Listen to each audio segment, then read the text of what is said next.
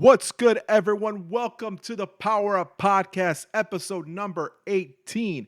I am your host, Sir Snorlax, aka Dennis, and we have a very special episode with some very special guests joining me to talk about 2XKO. So let's get over to our panel for this discussion.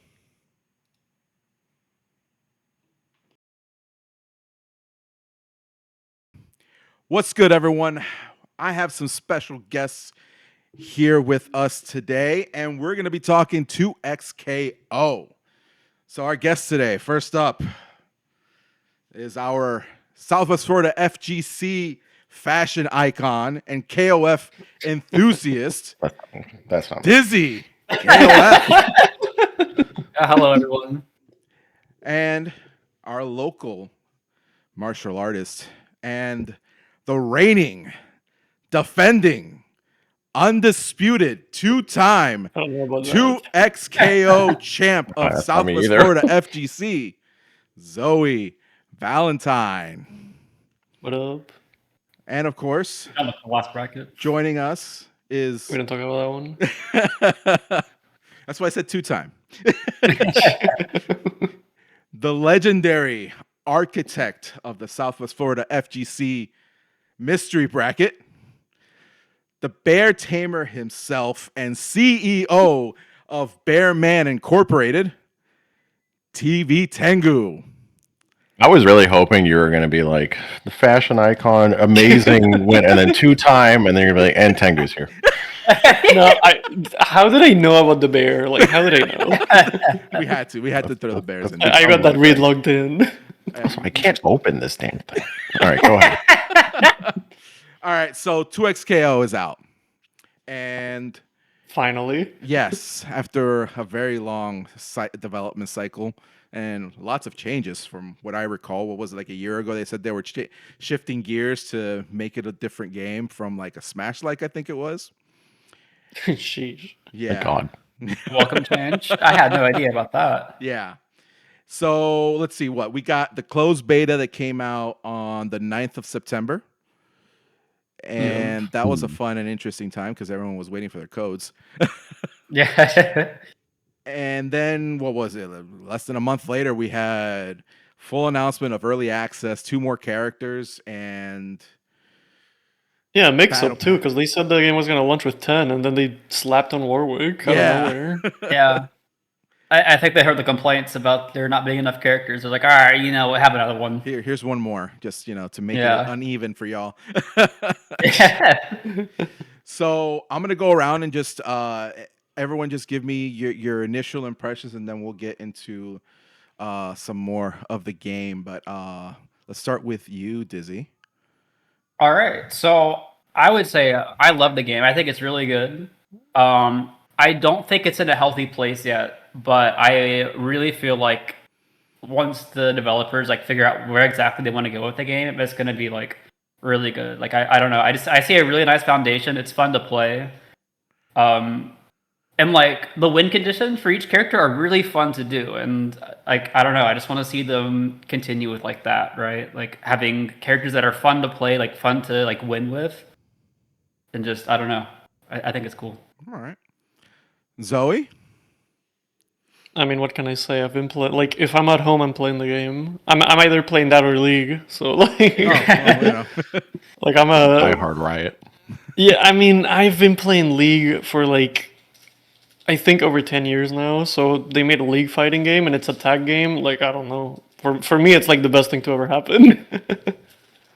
Game's great. It does have some issues here and there, very buggy still, but the game's great. Okay. Tengu?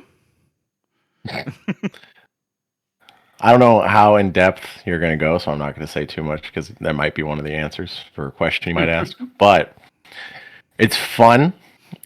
I like it. I also hate it with every fiber of my being. Yep. It is a bullshit mess of a game, and it is very fun. It's a game for sickos. It absolutely is a game for It's sickos. DNF times 2, pretty much. So, and it's funny you mentioned that because that was my feeling exactly is I'm reminded of when DNF came out. I didn't really know much about League until Arcane came out. That's pretty much the most I know about the world. So I know that the characters are cool Yeah. from the little bit that I know. It's Makes me very sad they didn't even pick the best characters. Yeah, there's some hidden gems in there. Don't There's a even lot of talk to safe me picks about on this it. initial roster. well. We're gonna get to that because Like, don't even get me started. oh, trust me, we're gonna get all. We're gonna hit all of that. But I've never been a tag fighter person. I've never been good at tag fighters, but I do have to say this game makes it easy, in a sense. Yeah, I agree. It weans you in, which I also think is really a good idea on Riot's part because you're gonna have fighting game enthusiasts. They're gonna try the game, obviously, but those arcane fans or those League of Legends fans that have never touched a fighting game, this being an intro, I think it's really cool. It's a really good way to get into fighting games, personally. Mhm. Yeah. And tag fighters too. Like this is my first tag fighter as well, Mhm. and I think it's really nice because like, when's the last time we had like a new tag fighter? Don't count Hunter x Hunter because nobody's playing that, unfortunately. Yeah, it's like Dragon Ball, basically. And so whenever you get into those games, it always feels like everyone else is like already way ahead of you. And not only are you learning a new fighting game, but you're learning a new subgenre of fighting games, right? So having like a newer game that is in that subgenre where everybody's on equal playing field, sort of, I feel like it makes it way easier to like kind of learn how tag fighters work. And I also feel like the game is set up in a way too where it's like oh yeah, we have Double Down, which is just DHC, right? I didn't really understand what DHC meant until 2XKO, and then now I'm like, it's like building a bridge between somebody that doesn't know tag fighters and tag fighters. So, if you will, tell us what DHC is. Delayed hyper combo, I think is what it's like stands for. It is delayed hyper combo. So I won't say that I know exactly what it is, but I do know that when you have double down, right, which is the DHC function or whatever, you can either cancel your super into your assist super, or what you can do, which is really good for like characters like Teemo, for example, is call your assist, do super, and then tag to that other character. Which I don't know which one is more accurate to like DHC and like Marvel, for example. But like now I have like better context for whenever like I do watch those other games. It's like, oh, that's what's happening there. Okay. Yeah, so originally DHC is a mechanic from the Marvel vs. Capcom series, and it's literally just once you do a super with your point character, you can spend more meter to do one of the supers of your assist characters, which brings them out, and it's really good in that series because a lot of the supers are safe. So you can bring in characters really safely. Like if you're playing, I don't know, like Storm Sentinel, you would do a hailstorm, and if they block the hailstorm, you just DHC into Hyper Sentinel Force. Sentinel's in, you have plus frames. The super tag thing is new to 2XKO. I don't think any other game has experimented with that. I think I might be wrong, but I think Marvel vs. Capcom Infinite has something where one character can go into super, and I think you can tag in and like just start comboing them while they're getting hit with that super too. Oh, maybe. I I haven't I played don't know MVCI, exactly. That might so- be the mod that Maximilian dude did. Oh, So maybe it might not be official. MBCI and beyond. Yeah, that might. I think you might be right on that. I think it may. So be, that might not be like an official thing, but Yeah. Well, Yeah, I'm not an MVCI player, so I couldn't tell you. with the with that, comparing it to other tag fighters, I mean, who out of the group has played tag fighters before this? I have quite a Me. bit. All right, so comparing that to other tag fighters, how do you feel? I mean, I think the game has a lot of DNA from a lot of different games. Like, obviously, it's a very like multi-disciplinary. It feels weird to call it that. The people making the game come from a lot of different fighting games. Right. So you can see there's a lot of Marvel 3 influence right off the bat. Marvel 3 is like all over the game. A lot of Skullgirls and a lot of BB Tag as well. And the game kind of combines the mechanics from those three games and puts them in kind of like an environment where they work together. They work together pretty well. So you have like the OTG loops from Marvel. A lot of the mix functions similarly to Skullgirls, and it's a two-player game. It's a two-character game instead of a three-character game. Skullgirls lets you like switch that around, and BB Tag is like the active tag game. Most tag games, I mean most versus games don't have active tag, like when you do like an assist and then you tag the character in while they're on the screen. BB Tag, I feel like, is the game that popularized that, and that's, I think, the most important mechanic in 2XKO. So I think the game brings together a lot of other tag fighter mechanics in a pretty fun way. Like it shows that the people making it come from a lot of different games. Right. Right. I will say though, the one thing they need to take from Skullgirls, increase the health of the characters in 2XKO and make it so that when you kill both teams, that's the game. It takes so long to go through 2 rounds in that game. And then when somebody, because I think Skullgirls has a thing where it does the ratio system. So if you have, Yeah, only if you're a solo. If you're a solo, you have 2 health bars. yeah, I think it's like if you're solo, there's something about it where it's like it does turn into rounds, but if you have multiple Yeah. characters, then it's just your health. And that's Yeah, what I but feel like it should be doesn't for turn this into one. rounds because the health like your opponent's health carries over, so you just have 2 health bars basically. Maybe it might be like if you both pick single, then it does do it for like first to 2 rounds. That might be it. But that was my biggest thing. Yeah, whatever.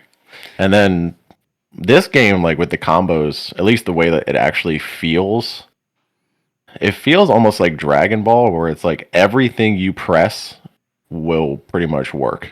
And that's kind of what I like about this game is that I look on Twitter to look up like B&Bs and combos for every character in this game, and every character has like hundreds of different routes you could do. Like there's not one specific combo. So that's the coolest thing about 2XKO is like there's so much creativity in the combo system in this game. Yeah, like something I like since I'm comparing it to other fighting games already, the game does carry over a lot from Skullgirls, but the combos in Skullgirls are a lot less intuitive than in 2XKO, I want to say. Not for every character, but like if you compare like Ari to Painwheel, it's a different ballpark completely. I think the combo system in this game carries over a lot from Arx's and from Marvel games because like everyone has magic series, everyone has like the jump cancels. It's pretty intuitive getting your baseline level combos. And then there's super deep combos. The combos in this game are like crazy hard, but you don't need to do the super hard combos because the baseline combos are light, medium, heavy, jump cancel, light, medium, heavy, special, and like everyone can do that. Northern Lion was doing that. For the most part of this game too, you most of the time you really only need like 2 pretty big combos to kill a character. Like depending on maybe if you're going against Braum and Alawi or Blitzcrank, then yeah, maybe you might have to do like a little third hit here and there. But most characters' health and the damage in that game is so crazy that if you just get 2 good combos off, then it's like, all right, GG. It's nice knowing you. That character's dead. So that's the only thing. You don't have to really worry too much about doing like the crazy flashy stuff because even if you're new to the game and you just do, well, actually, I've never done pulse combos, so I don't know how good they are. It still does like decent damage. It's not like good damage, but it's still like it hurts. You feel it. It's not gonna like you're not gonna be screwed over. It's not like No, it stings if you get hit. there was another tag game where it was like the auto combo was really bad, and they're like, don't even bother doing it. I don't remember what it was. Maybe it was Dragon Ball, but I mean, Dragon Ball was weird because that game had like they wanted the auto combo to be part of your BMBs. So like if you did like light, medium, heavy, it would be worse than just doing light, light, light and getting the auto combo. At least in 1.0, they changed that after. But a lot of the 1.0 combos, you would use the auto combo during your thing. I feel like now in like modern Dragon Ball, a lot of the auto combos are just neutral tools because they move you full screen and they have like anti-air moves and it's like ridiculous. Like with Android 17, you can be on one side of the screen, you press light 3 times and you're on the other side. That's what I feel like in this game. In this game, it feels like I don't know, maybe I'm just trash, but every button in the game, I'm like, is everything an anti-air? This is insane. Like, this guy just spammed 2 lights and I got anti-aired. Now,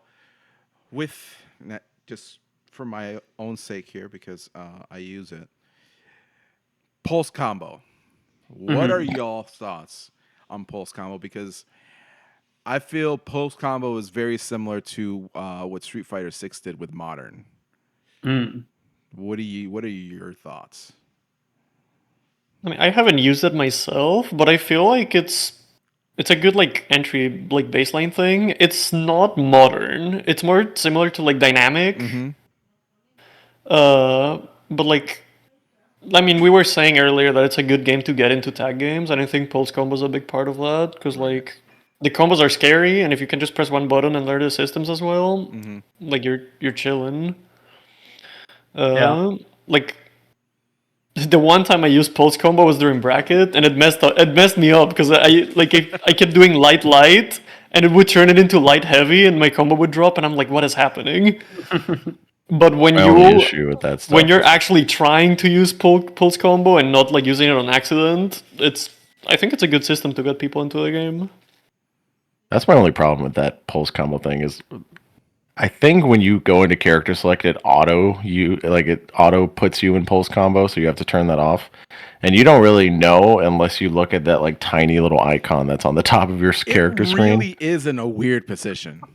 Yeah, you would have It's no also, idea like, that it's on. It's dark purple, so it's like hard to see. Like it doesn't stand out compared to the screen. I don't know. I thought it would literally just be like it should just say the word pulse on the top. Yeah, it should be like in big a letters. toggle, like in Street Fighters. Like it's a toggle. You either go dynamic, modern, or classic. It's like you can't mess it up.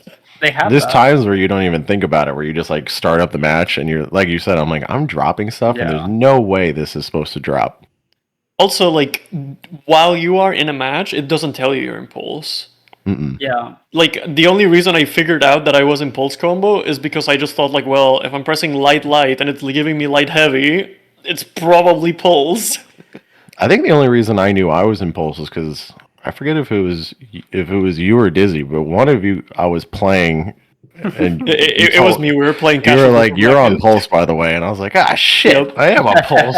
I don't know how I noticed it. I was just like looking at the screen and I'm like, oh wait, those are the purple thingies. Yeah, because it tells you when you're loading in, and it's also like easy to mess with. You can also see it whenever you're setting your controls. Like in the very top, there's like a switch, kind of like modern, classic, whatever. But that's one of the things I hope they change. It's easy to miss though. It's like and it's and you know now that you all mentioned it, it is weird that it's not on the screen because I know I think it's in Exard. There's stylus mode. Yeah, you have We have a that. funny story about that. We have a fun story about stylish mode. Oh, please do tell. So Dizzy was there, so Dizzy can probably tell it better busters. than me. Unfortunately, I was not there, so... So the build up to this is actually way funnier, but I'm going to leave that out because we don't got time for all that. But basically, my friend was playing Exard. He's a May player, and he was going against. This was at Frosty, by the way. Yeah, Frosty Fausting. Sorry, yeah, like at a major. He's playing his pools. He's going against KTP, who like is just a better May player. He knows that. Like he knew he was going to lose. Like whatever, just like they're playing it. The person that was on the setup before him was in stylish mode, and he didn't realize, right? So he does all his controls, like whatever. They start playing, and he's like, "Why are my buttons like completely wrong? Like I'm pressing like 5 heavy and getting sweep and stuff like that. It's like way off, right?" And then you look up in the little corner in the health bar, you see stylish mode, and it's like, okay, as a TO, what's like the natural response here, right? You just like start the set over, right? Or give the round to the person that didn't interrupt the game, right? It's like one of those two. It's not that. it's That it's Go difficult ahead. because like so this actually happened to similar happened to me this Thursday.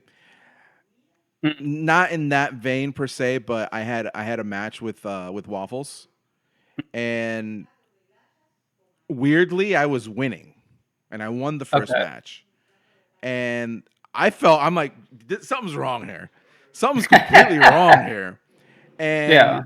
he didn't say anything. Uh-huh. He went back to the character select, and I guess he never changed his buttons. Go into the Mm. next match, and I'm just getting washed, and I'm like, I personally can't count my first win towards me. One as a Yeah. player, two as a TL, Nah, we take because those. We take those. We take those. what Yeah. you Sometimes we know, do just take those. I'm not gonna lie. and but when we're talking about a major, as you said, hey, he didn't check his buttons. That's on him. Yeah, So it was. Yeah. it's on the conscience of the player Yeah. if they want So to lose that, if they want to just give that up. So here's the funny thing. I think he would have been willing to give it up too. The problem is the person that was asked was not either of the players.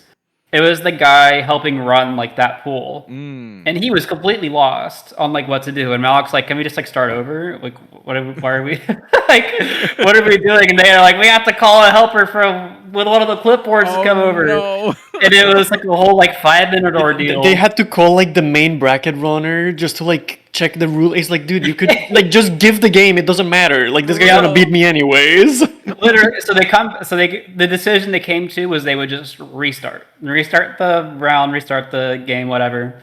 And it was like the quickest 2-0 of his life. Like that, he was like lost. Like he knew it was gonna happen. He knew he was gonna get watched by this guy, and he's like, "My God, can we just get this over with?" That's when I would have looked over and be like, "Hey man, you mind if I take that first one just so it looks a little competitive here?" Yeah, I had something similar against Chango with the thing where I was like, "Oh my god, I'm getting better at Tekken. I'm fucking Chango up." And then the worst thing you hear is he's like, "I gotta fix my buttons," and I'm like, "Oh, Oh, man!" And like when that happens, like And then your he heart just- drops. Yeah, he just slaughtered me after he fixed that shit. I was like, "Damn." If that happened to me against holding up the Chango, weights, like if that happened to me against Chango, I would actually just like lose it and just walk out. Oh no!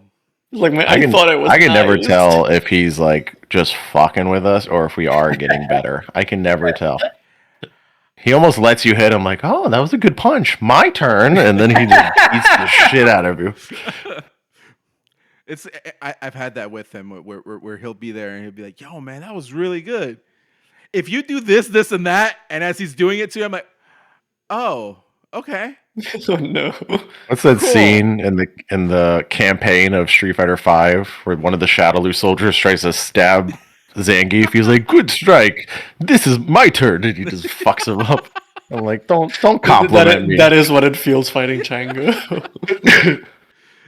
So, coming back to 2XKL, and speaking of other fighting games, non-tag fighters, comparing them to our more recent releases, like we had Fatal Fury, we had Grand Blue, we had Street Fighter 6, Tekken 8, just to name a few.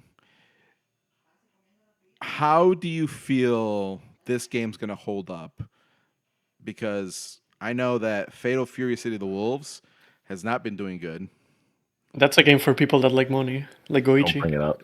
yeah. Which is sad because I love that franchise. I love KOF. Yeah. Grand Blue, same thing. It had its moment and it just fell down so quickly. What do you all think with this game? So In general or I at the have scene? Both, because we started seeing these things happening at the scene, and then we started seeing it happen outside the scene as well, a little further down the road. Yes, I mean I have thoughts about this a lot because like my thing is a game like 2XKO is guaranteed success, and it's not just because it's a Riot IP. Being League of Legends IP is the biggest reason why the game is gonna succeed, and they have a huge company behind it. They have the best netcode like in the game. Yeah. But the reason I think 2XKO is guaranteed success is because if you make a slow-paced 1v1 game that's based around neutral and walking back and forth, people are gonna play it for 2 weeks and they're gonna go back to Street Fighter. If you make a 3D game, people are gonna play for 2 weeks. They're gonna go back to Tekken. Tag fighters have this thing that because they're so hard and messed up and they're for sickos, 10 years are gonna pass and there's still gonna be a niche community playing this game. Like there's still people playing Skull Girls more than like 13 years later. There's still people playing Dragon Ball. Yeah, because the There's still people sickos playing like too. this kind of game. So making a game for sickos kind of guarantees that like the game is gonna like even if it falls off and like not as many people play it, it's not gonna get abandoned like a game like DNF. Yep. Because it fits the niche of the fucked up game for sickos that's a tag fighter that like even like when the world ends, that's still gonna be 5 guys in a basement playing this game. Because it fits a specific niche that other games don't really fit. I think that's like the biggest strength the game has, other than like obviously IP and netcode. The netcode is like absurd.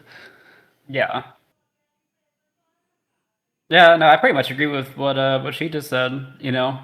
I mean, like even for another example, like people are still pushing the meta in like MVC2, for example, you know, like when games like this like get their following, like even if like the majority of players end up falling off, like it's still games like this still end up like having like their dedicated fan base, and like that doesn't tend to go away, especially if like I don't know, like if it just feels good to play, right?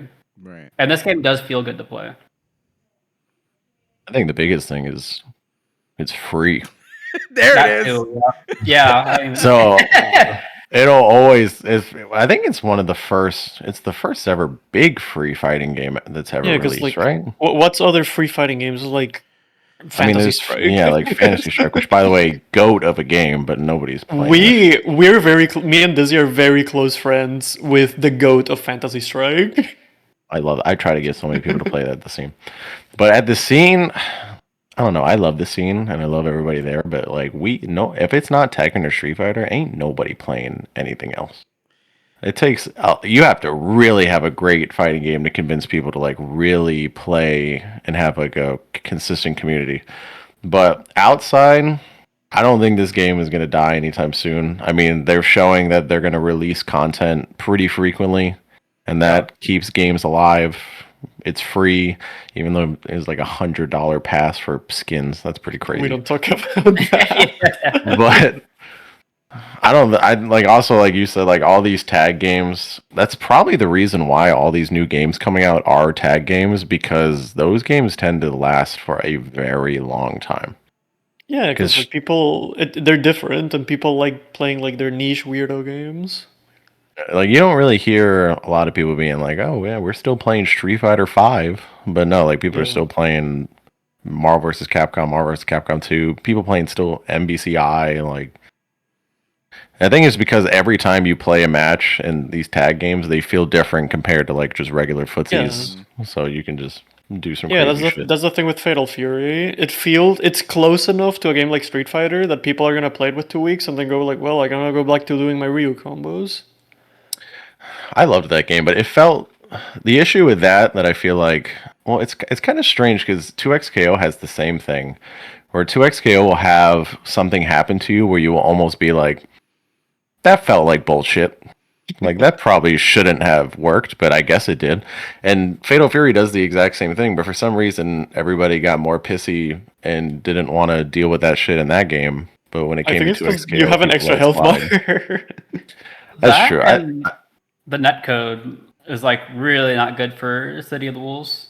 Like I hear even with the recent update, it didn't really fix that much either. Like people that are big SNK heads, I see talk about it too, where it's like that aren't even like running online brackets for it. At least like some of the people I know that would, because it's just not functional. Maybe we should have paid. We should have not paid Ronaldo to be in the game, and pay for some better netcode. I see. Oh yeah, netcode. Yeah. Yeah. Now, I also think like the game's gonna be more like it's really hard for a game like this to die because it's being handled by Riot. Yeah. Okay, it's really fun to make fun of Riot, but when it comes to esports, they're an insanely competent company. Like League of Legends is like one of the only esport like regular cycle esports series that like survived the last like 10, 15 years. Yeah. So the support they're putting into the esports scene is gonna keep the game relevant, I think. Oh, just wait till Evo's like, hey, we want 2xKO in our lineup. And they're going to be like, fuck you. We're doing our own 2xKO tournament, 5 million prize. Like, they're going to, it's going to be like bigger. Dude, Goichi's gonna Oh my hear God, 5 yeah. million. His eyes are gonna turn into dollar signs. They're not going to give a shit. If Riot wanted to, they could have their own Evo. Just as many people would probably watch and see and stuff like that.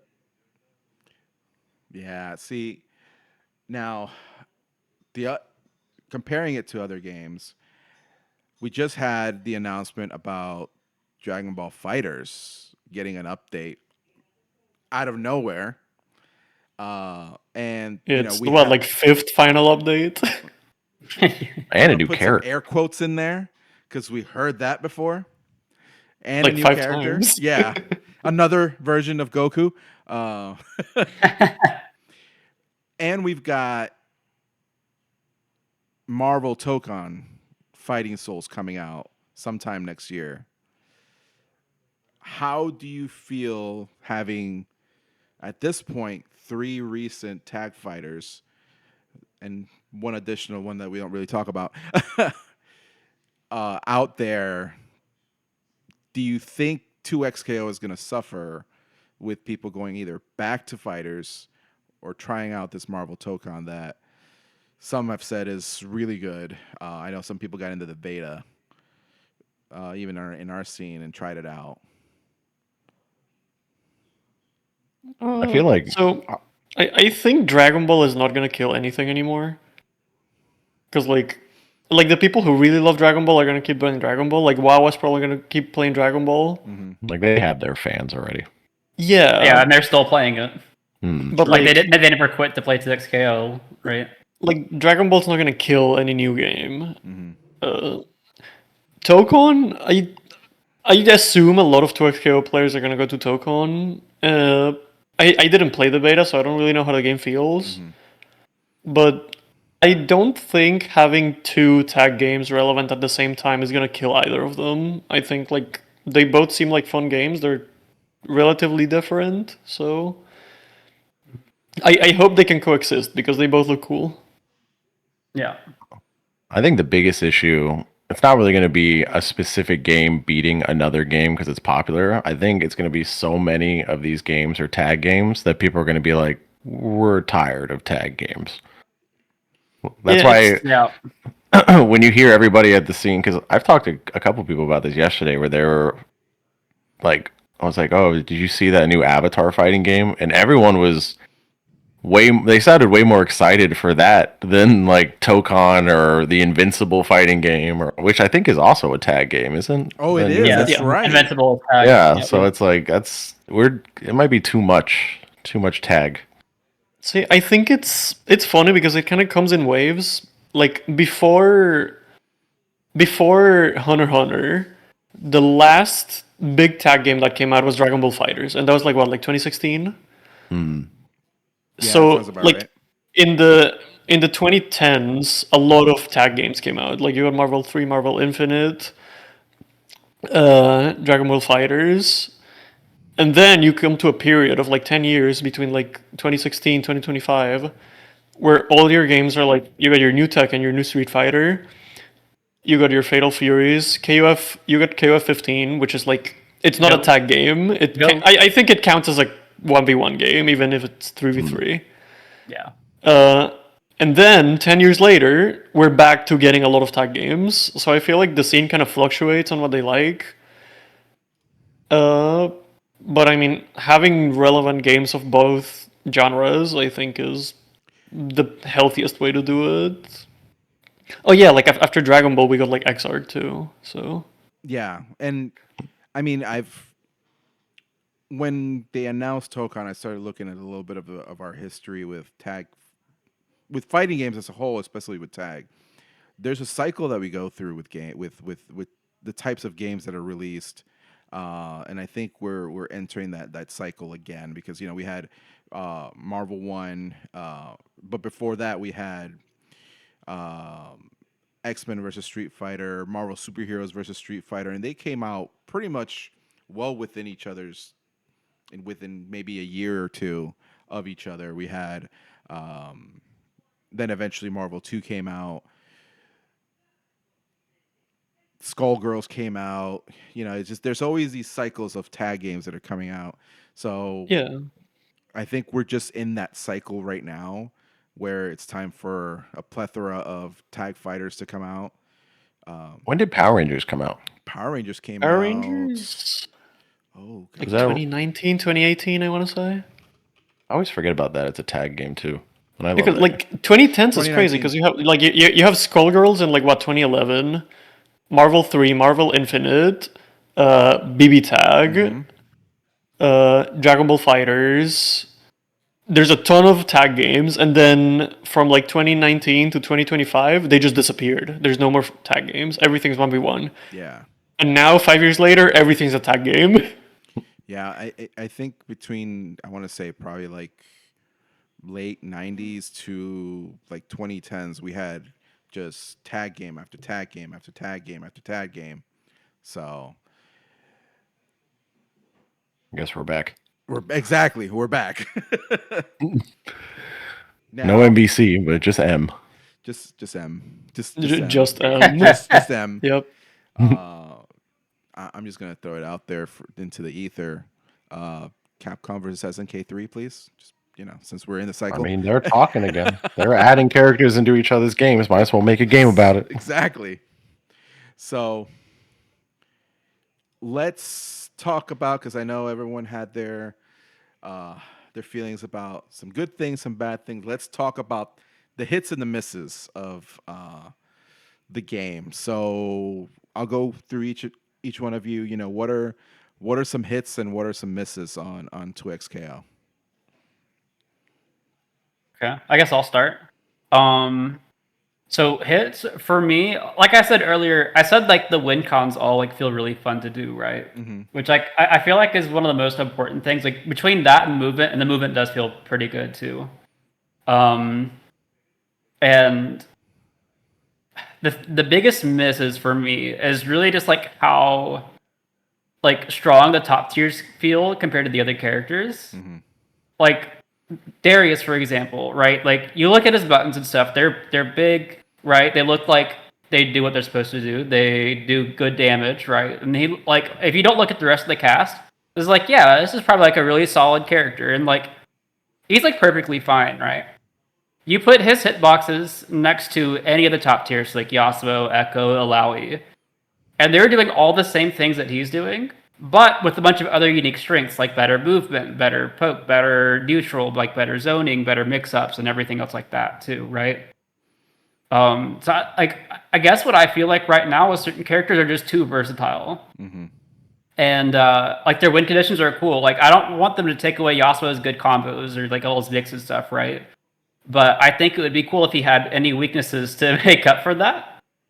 But like, I want them to, I guess, balance characters in a way where it's like the good stuff feels good, you know. Okay. That's about how I feel.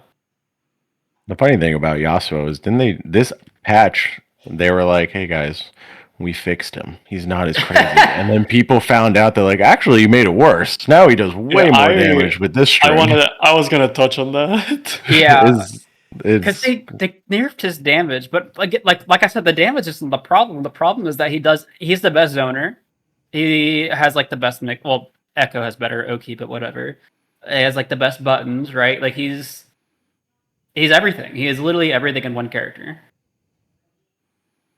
And the only thing they touched between the last patch and this what's it called? This early access patch, whatever you want to call it, is they adjusted his damage, and I think that's like the wrong thing to focus on. I don't think the damage is the problem. I think they should almost make him like really squishy to make up for that. Like he should be like a crazy glass cannon. See, I'm against pixie characters just on principle, You trying to give him the Like- Akuma treatment, Tengu? Yeah, I mean- it's like, hey, it's fair. If you hit him once, he dies. It's like if he hits me once, I die, and he can do it Yeah, better. 9K by the way. 9K by the way. Yeah. I know for me, like the combos in the game are really fun to do. Like when I was doing the combo trial, every character I did, it was so much fun. And like Dizzy said, like it's fun. My favorite thing about fighting games is when I pick a character, they have a significantly unique moveset compared to like anybody else on the roster. That's why I love like Blaze Blue and like Guilty Gear because they do that very, very well. I was gonna say you would love Blaze Blue. So. Oh, it's so much fun to be like, what's this character's win condition? Oh, they have to fill up this meter and like give birth to 3 baby cats, and then they have to turn into a mech, and then like that's whenever a game has like little quests, like with Temu now, it's like Have you ever played badges. Persona 4 Arena? Yeah, I love with the. You would love Junpei. I always played the wrestling guy, but the is that the one The who's baseball like guy? he Yeah, has the to like baseball. stack? Isn't there a character where it's like you stack something on someone and then when you shoot them with a pistol, it's a one shot and they're dead? That's the character I play. But that's what I love about this game is like it feels like the characters themselves are fun. They did a good job with that. That's why any new character that comes out, I don't really care. It's going to be a good character. It's going to be fun. My only issue is the neutral in this game is non-existent. It is just round start, backdash, throw out assists, hope one hits, and then just run in and then get the combo and then just repeat. That's why when I saw that tweet, I was like, add negative penalty to this game. That's perfect. It needs this shit because there's too many times people are just running away in this game instead of actually He's too being smart. He stole my point. I was like, that's my main issue is like I hate being like, all right, come on, fight me. Because I play games like Tekken, where that is like the name of the game is getting up close. And then when it's like, all right, come on, let's go. And then they just run away and you're like, hey, where are you going? Hold on. And then they have like a robot arm, Timu mushrooms, like all this stuff thrown at you. Then you're like, okay, well, I guess we're not playing fighting games anymore. Yeah, I guess like to like build on that, I guess I'll start with my negatives. The game really needs negative penalty. I think backdash, like just spamming backdash into assist call, especially with Echo, is like too powerful right now. It makes the neutral really hard to navigate, especially if you play like slower characters. Like if you play Braum, how the hell do you deal with that? My other issue with the game right now, it feels like there are just not enough people testing the game at Riot. The game has like ridiculous amount of bugs. It's super buggy. And also the balance patches, I understand, like it's their first fighting game. I'm sure they're still figuring out how balancing a fighting game works. But their balancing attempts have been kind of suspect. I think they're moving in a good direction. I think like with some characters where they're going in a good direction, like Arya and Jinx. Like Jinx got some really fair nerfs, and like now she's in a very healthy spot. Ari went from dysfunctional to a really good character just because they made her combos work. But then in the other side, they have like, oh, we're nerfing Yasuo for the 3rd time, and they're just like, he's still the same shit. Echo has an Oki that beats every option, and they haven't touched it. And Blitzcrank keeps getting nerfed every patch, even though he's the worst character in the game. And by the way, on that Blitzcrank note, in the most recent patch notes, there was a line that says the Blitzcrank's win rates are healthy at every rank, so they don't feel much need to adjust him, which I think is just like not the way to look at it at all. That's like just if he has healthy win rates, that means your matchmaking's working. That doesn't mean that Blitzcrank is healthy. Because if you look at everything about that character, he's just so dysfunctional compared to everyone else. Well, that's the curse of grapplers. It's like that in every fighting game. In the beginning, people get grabbed a couple times and like, it's so much damage. This is ridiculous. We need to nerf him. And then they nerf him, and it's like, well, now he's unplayable. Like, he doesn't even get Oki after his command. His regular grab is just better because he can actually do stuff after. His command grab is just like, what? He gets throw-in vuln while he does it? Big deal. Doesn't mean anything. Yeah, but yeah, like for me, the main thing is like they need more people testing the game in-house before they release stuff. Just because, I mean, I guess it's early access. The game is not going to be perfect. But for like console release, they need to clean up these bugs like ASAP. Like yesterday, When we were playing casuals, the menu music was playing during matches. Sometimes your like moves turn around for no reason. The other day, I called my Ari assist and it got hit, but like I called my super Ari assist, like my last stand I think it's called, and it got hit during the startup animation, and she just like stayed on the screen like floating for like 20 seconds, and I was like, this is the most distracting thing ever. What I think they need to clean the game up a little bit. It's really buggy, but other than that, Have this you game. noticed?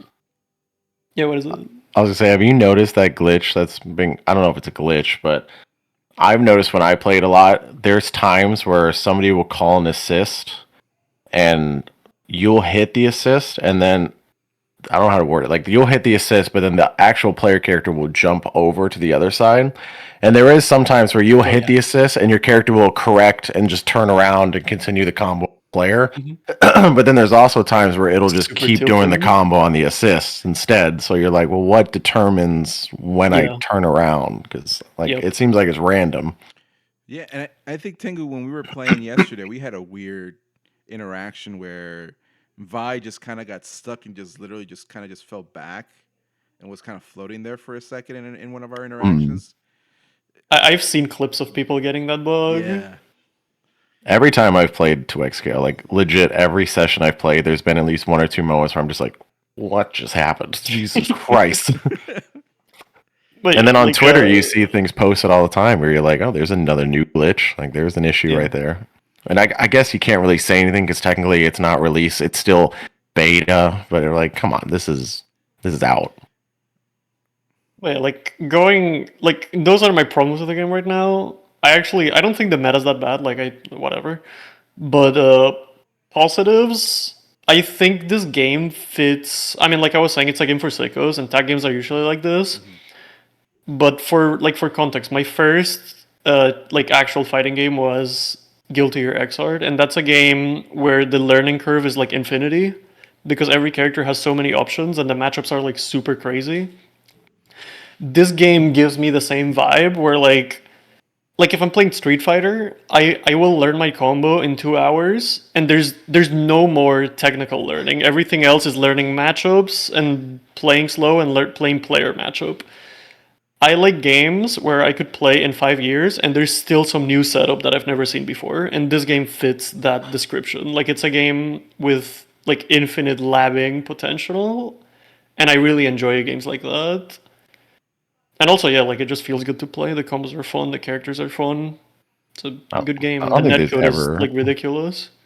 I don't think there's ever been a moment where I haven't gone back to Xrd and been like, holy shit, you can do that? Like, Yeah. to this day, I'm still like, this is insane how Yeah, much. like new I've stuff played is. that game. I played that game since 2019, and every time every time I watch a major, some guy does something that I've never seen before, and I'm like, oh, well, I guess this is just the best game ever. I guess. And that's going to get like ×2 with 2x with assists. Like, one day someone's going Yeah. to find some crazy. I think that might be the reason why this game is going to be so difficult to patch. Because you're not really patching like a single character. Because that's what they tried to do with Yasuo, and then they didn't realize.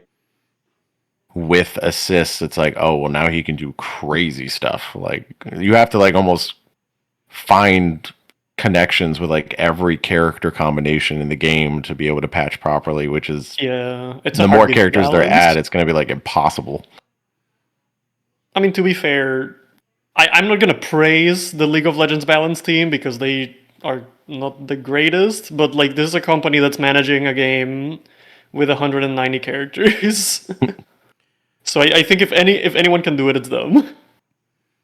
Maybe That's what I'm huffing I some was. crazy hopium. I always get nervous in games where they like with Strive, they're like, we're gonna keep adding characters until you stop playing the game, and I'm like, it's okay. Like, eventually you're gonna get to the point where there's just gonna be too much BS, and there's no way you can balance that many. But I don't know. I mean, Tekken does pretty well, so I guess there's that. And Fighters they is have like doing what? somewhat well. That new patch is insane. They just like, hey, how do we balance the game? Let's make everyone a god. That's They what we'll made do. lore. They made lore accurate UI Goku. I know.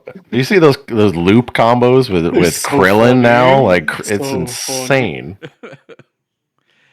Now, one thing I will add that's had me a bit struggling, which is weird, but and I've seen some people complain about it. The lack of inputs for specials throws me off so much. Like I'm trying a quarter circle in a game that doesn't have it, and I know that that's turned off Yeah. a couple of people already, including my brother, who said it just doesn't feel right playing with special buttons instead of having inputs. What are your thoughts on that? Me personally, it's never. Well, it's not an issue with me because I played the hell out of Power Rangers, and that's the exact same Yeah. Oh thing. So yeah, I I'm like, forgot Power I'm Rangers used has to the same this, system. and I See, think like BB Tag does that too. BB Tag only has quarter circles. It's like Dragon Oh, Ball. that's what it is. Yeah. I mean, I think it's fine. Obviously, like I like motion inputs. I prefer motion inputs over one buttons. But I feel like the combos in this game are hard enough that you don't need them to like Right. add more complexity. It was weird at first. Like the first week, it was super weird to get used to. But like after some practice, I got used to it, and now it feels natural. And like again, the combos in this game are really hard, especially like I mean, depends on the character you play. The last thing I want to worry about is misinputting a DP. Right. I think you legit couldn't do certain combos with regular inputs. Like Yasuo, how fast his combos are, like there's no way you would have time to do quarter circles and DPs and stuff like that. Yeah, I feel like I was talking about this with a friend actually. This game, I don't think it's a difficulty reduction. I think it's a trade. Because usually in some games, the difficulty in a combo comes from the inputs. In 2xKO, the inputs are easy. The difficulty comes from timings, manual delays, partial charges. That kind of stuff is really hard. It's just a different flavor of execution difficulty. And I mean, some people prefer harder, like faster inputs. Some people prefer this type of difficulty. I think it's just a preference thing, and you get used to it. Well, a lot of games, the reason they add these like, I guess what they call them, like baby inputs, but they do that mostly to be like, oh, we'll just welcome in the new players. This is the only game that I feel. It's a I know huge it always makes it worse for them too. But this is the only game where I feel like they did have directional inputs in the beginning, and then they realized like, yeah, we probably should make it quick inputs. Like it doesn't work. In my head, the conversation was like, like the suits or whatever. Like, all right, you guys have to make this game with baby inputs so that anybody can play it. And they're like, all right, we'll do it. And they turn around and make the most sicko garbage they could. Like, like Pat the Flip turned around. He said, yeah, easy mode, easy combos, and just like. But understand I'm that, glad like- because there's like it works super. Like it sounds like a criticism, but it's absolutely not because I feel like you were saying earlier, you could do anything and it kind of works. But at the same time, there's like almost infinite room to like develop and like push your combos to like really, like get like different sorts of situations, different damage, corner carry, like different kinds of setups into assists. Like there's a lot of creativity with it that can either be you can do like ABC super or you can like really push it and it's like I don't know, it just feels rewarding. I think it's really cool. But yeah, like coming back to like motion input specifically, as a motion input liker, I think it's not as big of a deal as a lot of people make it. You get used to it in like a week. Right.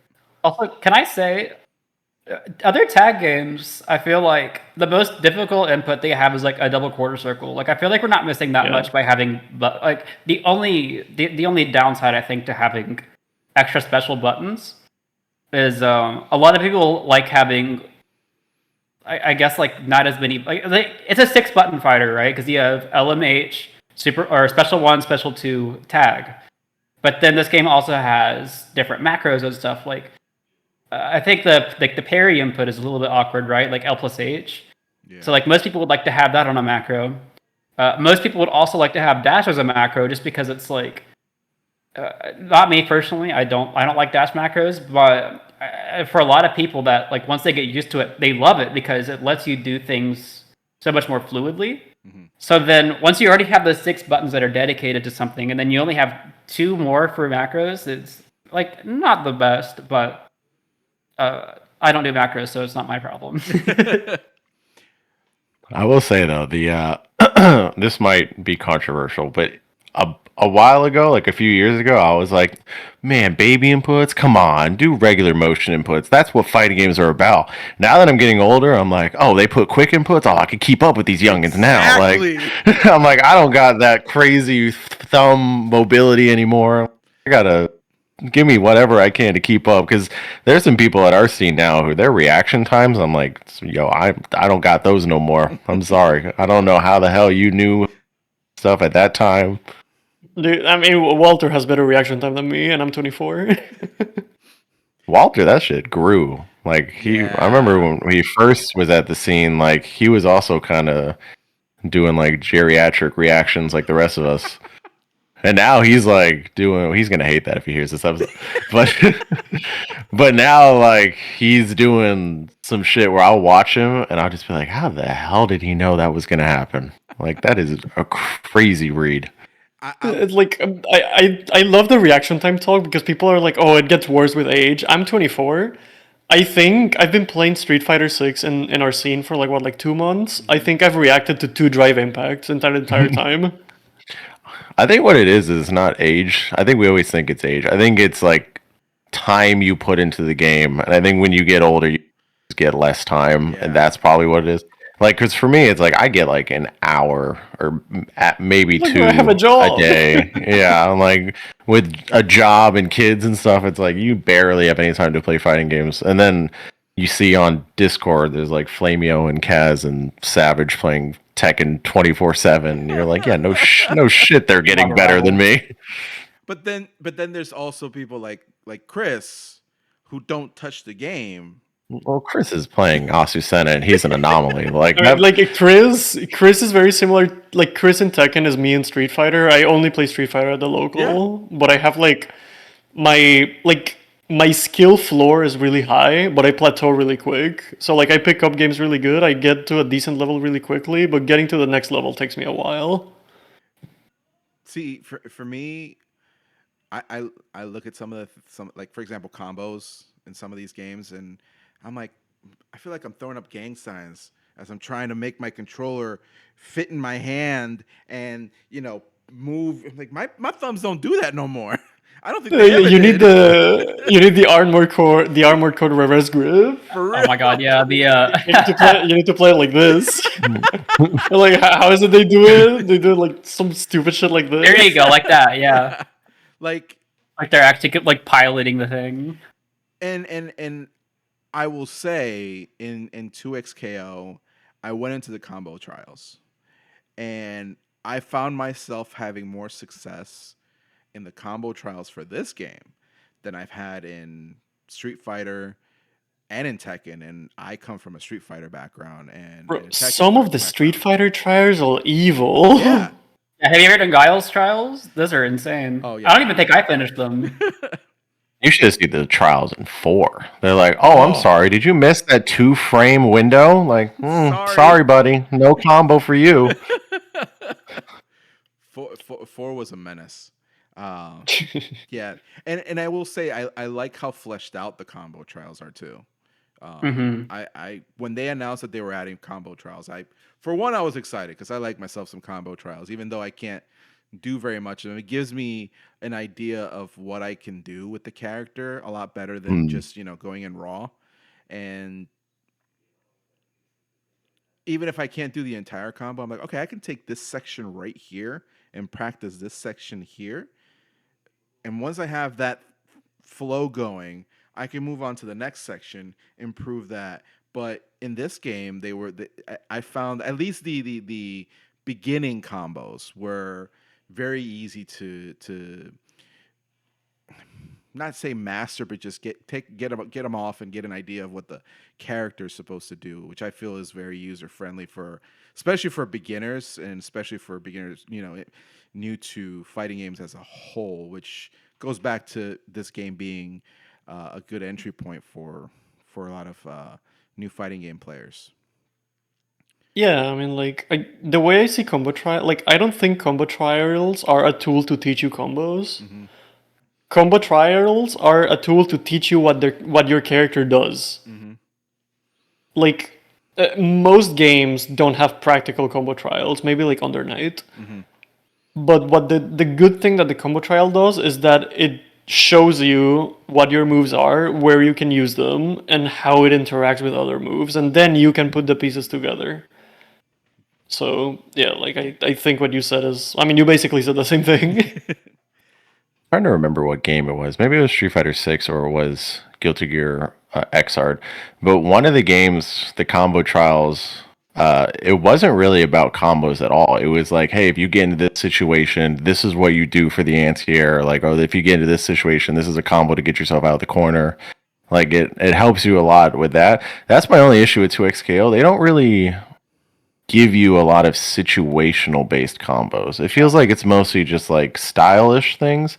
And also they need to work on the difficulty, because so many of those combos are way too easy until you get to the last or the second to last combo, and then those are just way more difficult than the other ones that you've done. Like it is strange how like you're like, oh my god, I'm in advanced combos. This doesn't feel that crazy, and then you get to advanced combo 2 and you're doing like 2-frame Timu like fire pit launch, like it's the craziest combo you've ever seen. You're like, yeah, I'm not landing this in a map.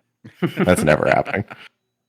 Dizzy hit me with that 2-frame link yesterday, and I was like, oh shit. No, Dizzy was doing a Teemo combo that I've never even seen. I was like, she's gonna do mushroom loops, but Yeah.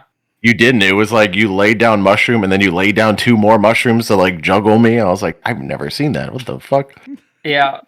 It took me like a week to learn those. It's funny because like I was playing duos with the Fantasy Strike player, and the one like he watched me drop that combo like 500 times. Then he was like, you know, if the combo is that hard, I don't know if it's worth it.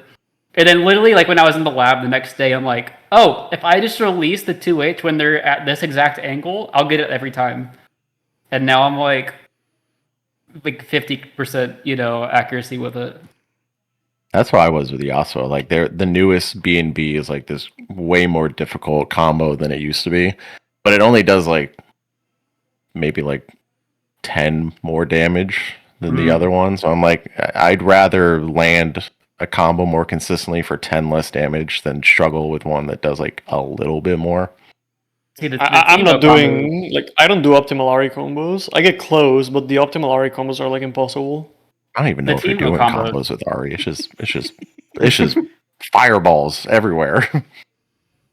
With Teemo, I feel like you like. I wouldn't say you have to, but I feel like the difference between doing good combos and doing like the really good combos is like a huge difference, because not only are you actually getting damage out of it, but you're also like upgrading your mushroom. Like I was practicing like his mid screen to corner combo, and like I found a way to get like 6 out of 10 for like mushroom badge progress off of one combo and like one super.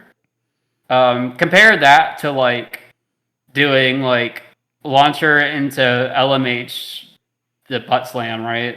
Or you don't get any progress on any whatever on any badges. So I think That's it what makes I a big noticed. difference for him. I noticed that on Twitter too, where people are like, "This is the optimal combo," and I'm like, "But you barely do any damage." And like, yeah, but you fully max out blow darts, and you're like halfway through your mushrooms. And I was It like, also "Oh, okay, depends that's how on, you." because in the corner, if you use the mushroom super, you have a lot of options there. Like you can hard tag and still pick up with like basically anyone else. Like I obviously like my assist there is Darius, right? So I can just hard tag and do like headless. There you go. There's the damage you were asking for. With Blitzcrank, the damage goes to the roof because you can hard tag. You know, you can also like tag launcher, but unless you do 2 supers per character, if you use Blitzcrank, because you just tag launch, he goes up there, you know, slams you down, does super. You DHC into another mushroom super, it connects, and then you hard tag, and then he jumps up, hits you again, and does another super, and it's like 900 damage off of a 5L. It's crazy what you can get in this game off of literally like crouching light punch. Yeah. You But get that's what I one. mean.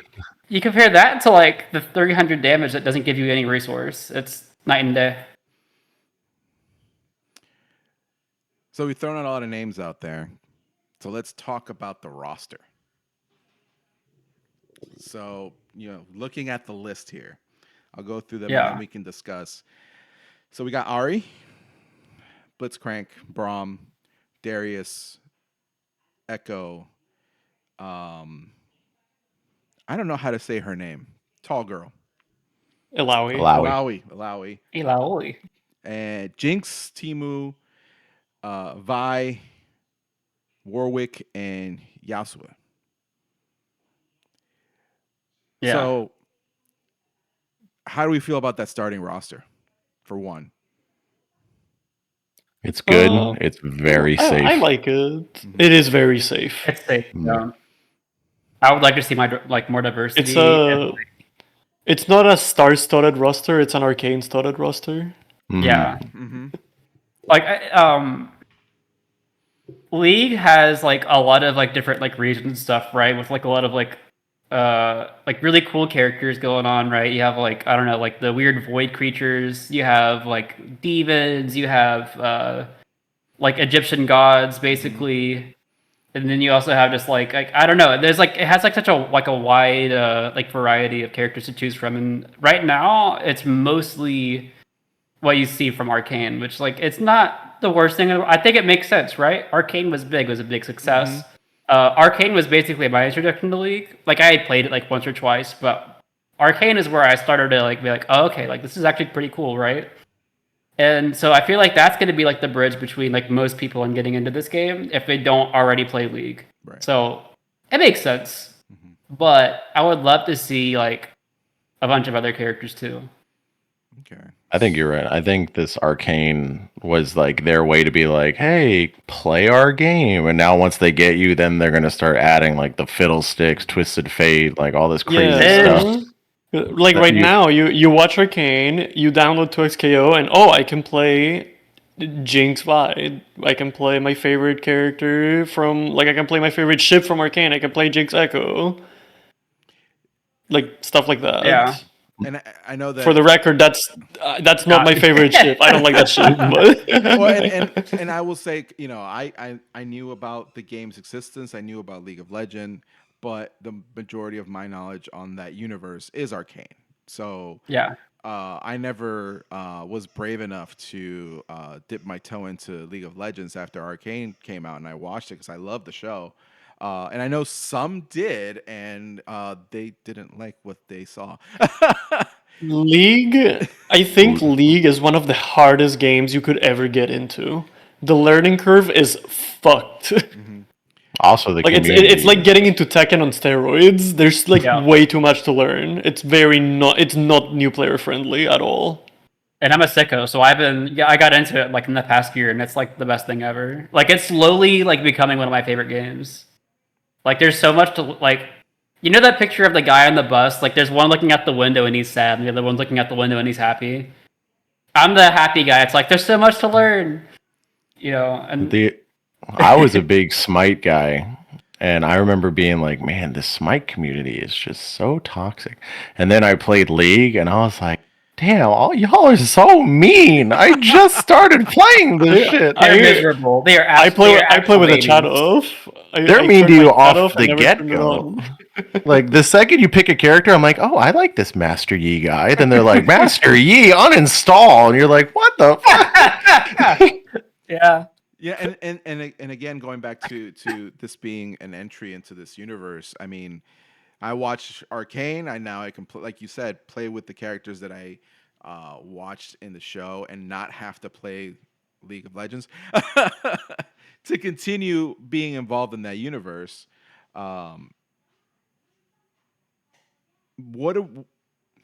Who's the problem right now in the roster?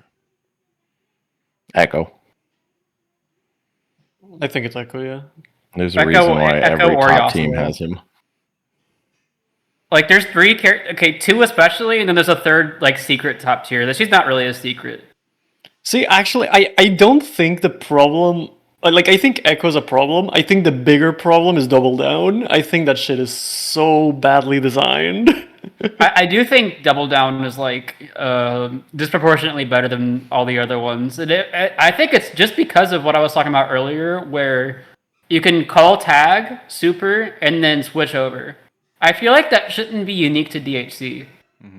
I think other assist types might become like more degenerate with that, but like that's cool. We want nonsense. Like I feel like there's like I feel like it's weird to have that specific to Double Down.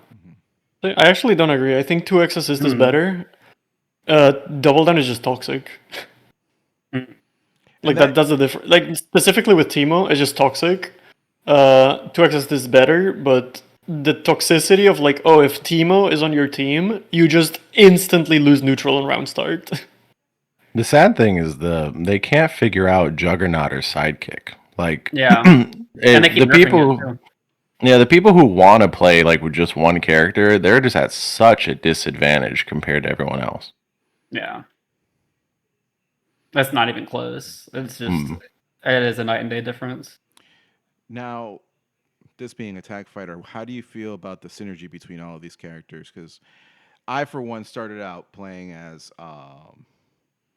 Jinx and Ari, and when the early access started, I ended up shifting to Vi and Warwick, and I felt more comfortable with that pairing.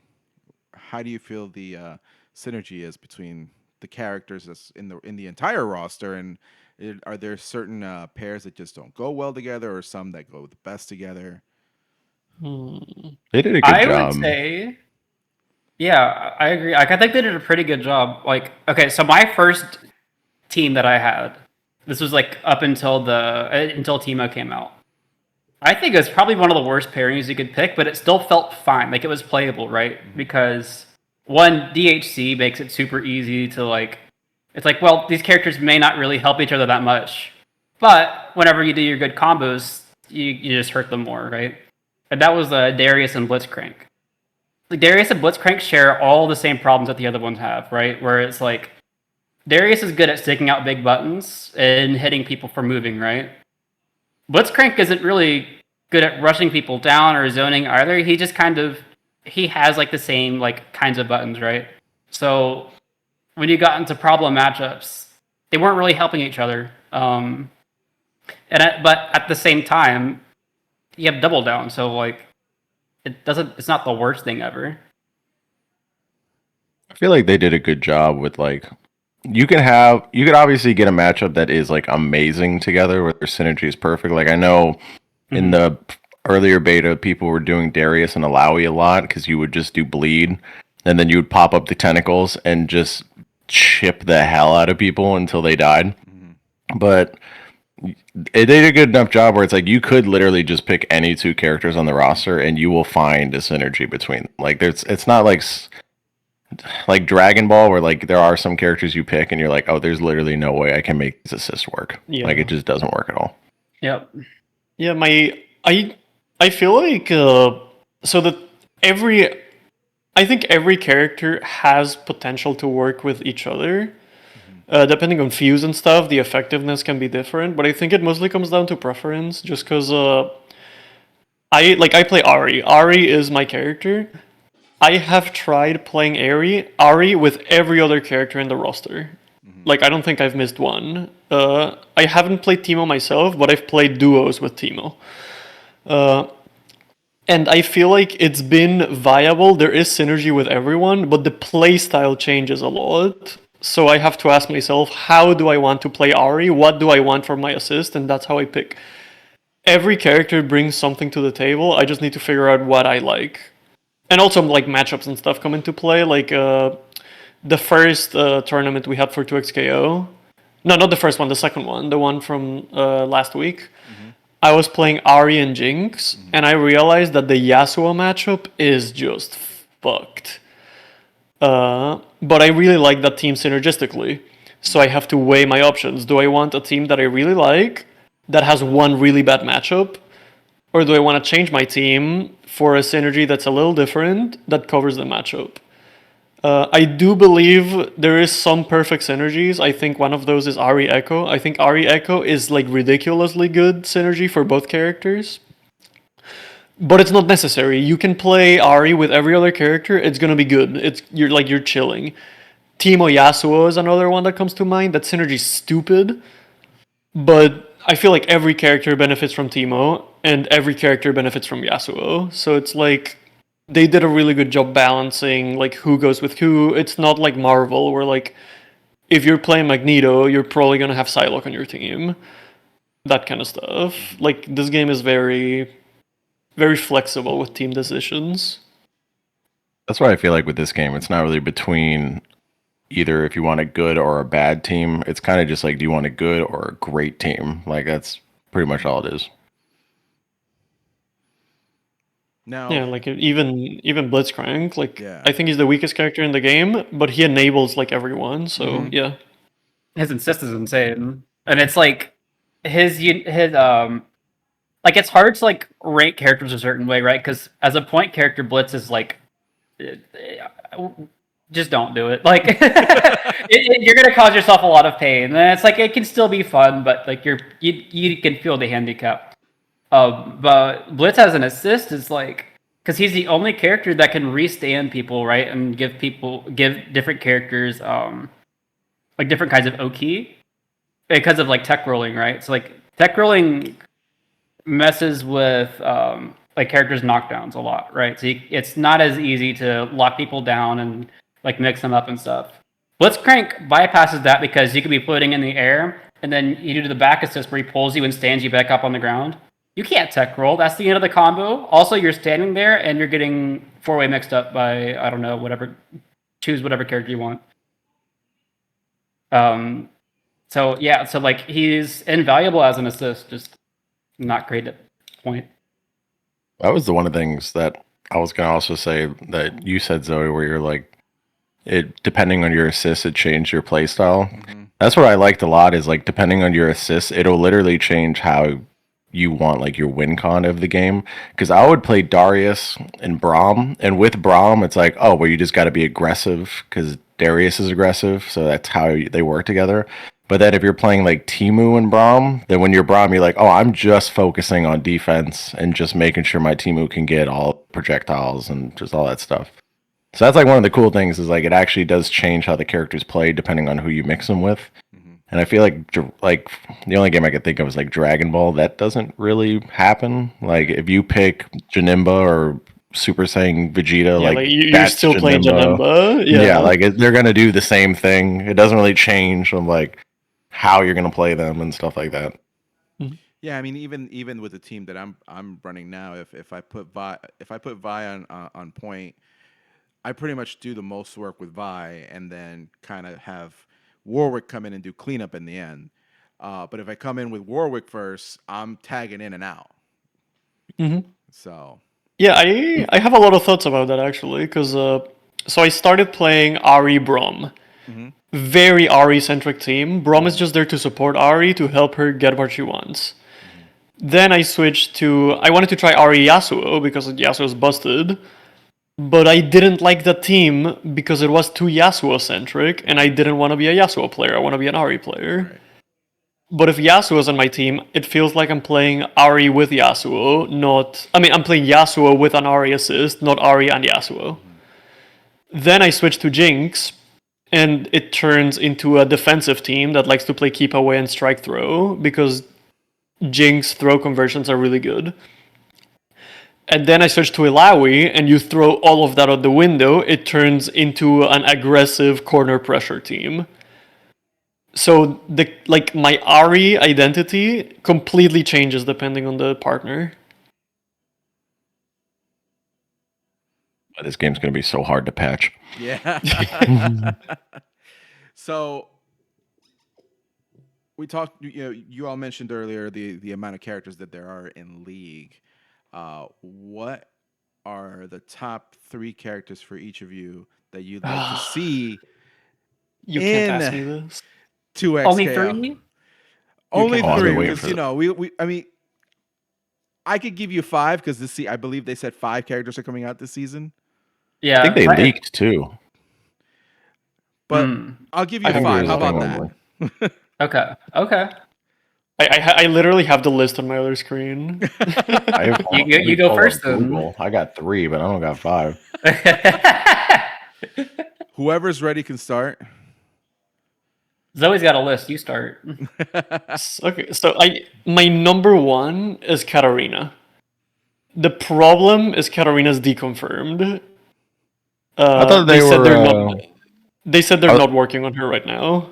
Oh. That's what it was. Like they said, it's likely that in the future they'll revisit her, but right now they're not working on her.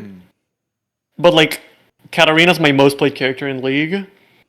I love that. I have like a painting of Katarina on my wall. I love that champion to death.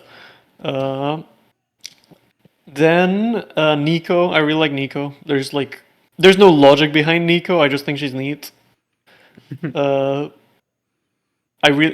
really like Diana.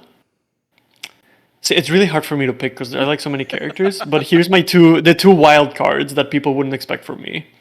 Fiddlesticks, I think would be like the sickest thing in the planet. I think Fiddlesticks has the coolest design in League, like bar none. If Even they his put this update character in design the is so game, it's like I love his new design. Like Fiddlesticks and like anywhere, sickest thing ever. My second wild card is Gangplank. I'm a big fan of pirates. I love pirate shit. I like he's a character that has set play in League of Legends. Like, what else do you want? He's gonna have barrel Oki. It's gonna be sick. He's gonna be shooting people in the back with a gun. I love Gangplank. So yeah, it hurts. Those are the 5 that come to my head right now. But there's so many more. Like I could say like Samira, Lee Sin, Kalista, whatever. There's a million. But like, if you told me like, oh, these are the 3, like this is the next season, at the very least, I would say Katarina, Fiddlesticks, Gangplank. Okay. Who's up So next? I'm gonna give you my top 3. My other 2, one of them is like is a wild card. The other one's like calling it a wild card is being generous. It is a troll pick, but I stand by it. Zoe knows where I'm going with this already. So I'll start with my top 3. Set, he's my favorite champion in League. I think he's super cool. I feel like we'll probably get him eventually, as it is. You know, if not this year, maybe next year. Like, he's a pretty popular character. He's a boxer. He's not a boxer. He kind of does whatever. But he punches people, so it just makes sense, right? Samira, who I just think is awesome. You know, she's got like this gun sword thing that she like slings around. She shoots people like very like movement focused. Like, I don't know. She's super cool. And she has like a DMC combo style kind of thing going on with her in League. I feel like that would translate pretty well.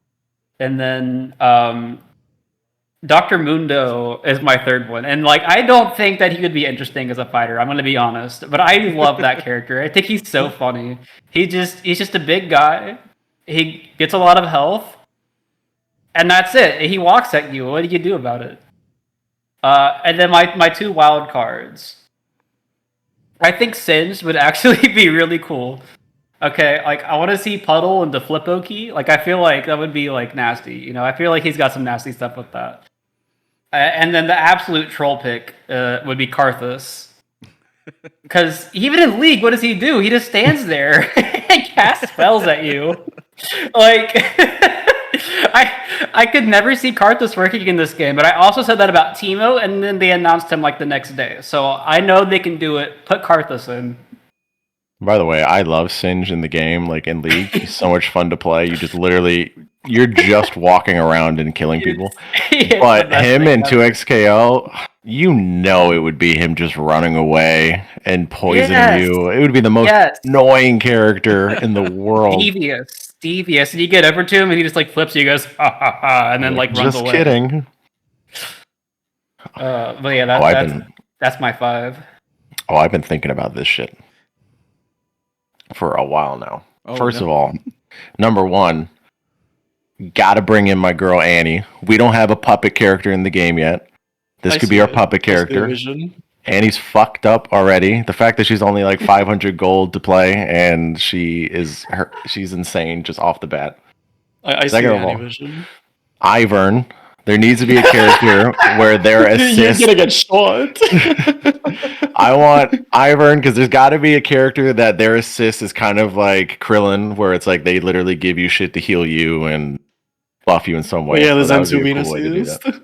This is my wild court. I want Tom Kench.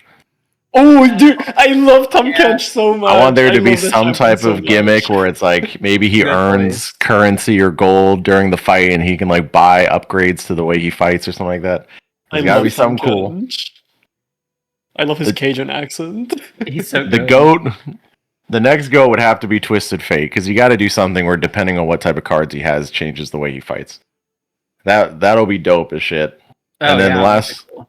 And I don't have any fighting game reason for the last one, but I just want Nautilus because he's a big guy with an anchor.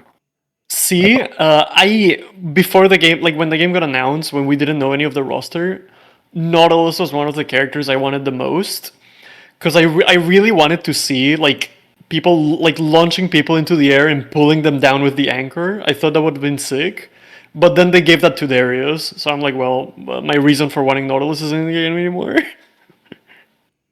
I'm trying to see. I don't know if you guys actually want to know or not, but I'm trying to find that post that everyone was talking about with the leaked roster. It was like a mean- long time ago. Oh yeah, please do. I haven't heard of it, but I'll tell Sure. you that with my very little knowledge, being in Arcane, there are a few characters from the series that I would like to see. yeah, right, let's hit hear me it. with your list. So, one is Savika. Ooh, wild card. Yeah, That is a wild card. She was in TFT, so she has she's got something already. yeah. could The see other it. one, the other Dude, one. she could have some like item throw shit where like Mhm. you just get like the random thing on her arm. That'd be cool. Yeah. And then the other one, the one that I would really like to see is Mel. I think just based on the little bit that I know of her, I think she would fit well. So, She's an awesome character. yeah. Unfortunately, they also put her into League, and the translation is just a bit. Not a lot of people like her, Right. and at least in the context of League, just to say the least. But the context would be very different for a fighting game. Yeah. So, like, I feel like it is possible to make her in a way that's like interesting to play against and to play as. Not like what they did with her in League. Right. So those are the two that just looking at the show. No, I would Ambessa. And Bessa would be so cool. Yeah. The only other one would be, for me, would be Caitlyn, but I don't know because I like the Yeah. character. I just don't know how she would fit into the game. Yeah, that's the Yeah. problem. I feel like that's a problem that they're gonna run in with this game. Mhm. There's a lot of mages and a lot of like range carries that are like, oh, you can't just have 70 zoners. Yeah. So it's like they're gonna have to get real creative. Mm-hmm. Yeah. I made I made a funny tier list a while back that was like characters that would be like the worst to like put into this fighting game, right? And that was like one of the things we noticed was like a lot of the characters like almost kind of do the same thing. Mm-hmm. But then you have some characters like there's a character called Zoe. I'm going to use her as an example, right? Because she's like a mage, but she has interesting things too, where she can kind of like teleport and then like she like goes back after like she like snaps back to her like old position and stuff. Like you have like characters like LeBlanc, she's another caster like mage whatever, but she has like kind of like Bedman where you throw out a special and then like the special repeats. So like there's definitely a lot to pull from. They just got to be, and we've seen what they could do. They clearly have like they've been really creative with what we have. I feel like they're not going to run into that problem for quite a while. Right. On that leaked roster that happened a long time ago. So this is back when this shit was called Project L. Oh, okay. This stuff leaked. The better Eric's in name it? for the record. They did get all of them right. The only person that's not on this list was Henri. But they do have Braum, Blitzcrank, Darius, Echo, Alawi, Jinx, Warwick, Yasuo, Teemo, Vi. They have like all those people. They also have a Kali, Fan what is it? favorite. Yeah, she's Ezreal. really cool. Ezreal. Yeah. See, Ezreal is one of those characters that I just don't fucking want in the game because I know he's gonna be annoying as shit. I just They hate him as a got- character. I just think he's like his stupid little like He's corny. schoolboy like. He's just like main character, man. That's pretty much all he is. No, They got if we want main character, man, that's Garen. That's true. They got Cena, Riven, Rengar, Lux, Kindred, Karma, Katarina, Set, Thresh, Samira, and Zed. See, like if that was the roster, I'd be happy with it. Yeah, it's a pretty good list. But There was also, something where's that- Shurima? No Shurima. There's no Yeah. desert people. But yeah, it's a cool roster. But like you need someone from Egypt there. Yeah, Give me a Mumu. yeah. Goat. I don't know how the hell he would play, but give me him. All right, so to close out, I'm gonna go to each of you, and All right. I call this a review so far because we are in early access. You know, the game could drastically change here in a couple of years or in the next 6 months. So I want to get a score from you all, 1 to 10. We can do 0.5s if necessary. On 2x KL. Okay. So I would say. Oh, you want me to go ahead and start? yeah, go ahead. Okay. I would say probably like an 8.5 out of 10. I rate it pretty highly. I think it's super fun. Tengu, you look devious.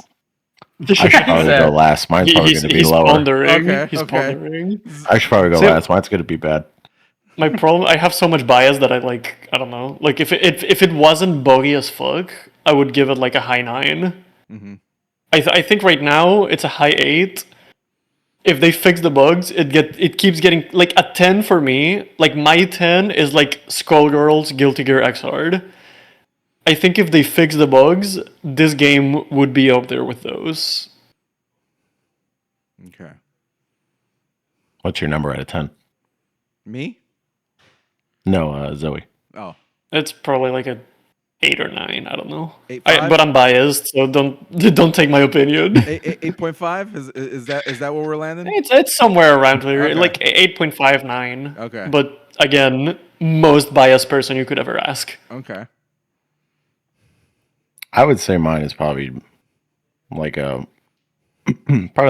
7 out of 10, mostly because of I like how the game feels and I do like the combos, but there's too many times when I'm playing a map I'm noticing very often things that are like probably shouldn't have happened, or like some things that are kind of weird that feel like what I said before, where it's like the character will decide to either attack the other character or the assist. Like it's like almost out of my control, and I'm like, well, I didn't really choose, and now I'm getting killed for that.